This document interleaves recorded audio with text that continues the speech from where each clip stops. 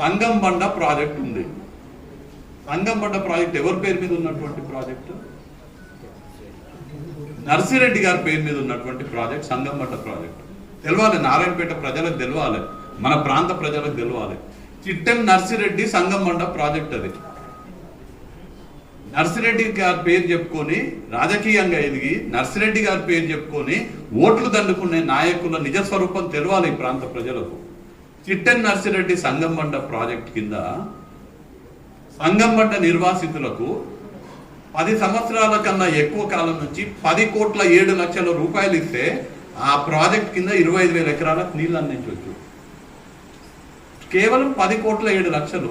ఆమె మంత్రిగా ఉన్నది కదా, ఆమె ఏది చెప్తే నడిచింది కదా మహబూబ్నగర్ జిల్లాలో. మరి ఎందుకు తండ్రి పేరు మీద ఉన్నటువంటి ప్రాజెక్ట్ ద్వారా నీళ్ళు వచ్చేటువంటి అవకాశం ఉంటే 10,07,00,000 రూపాయలు ఎందుకు ఇప్పలేదు?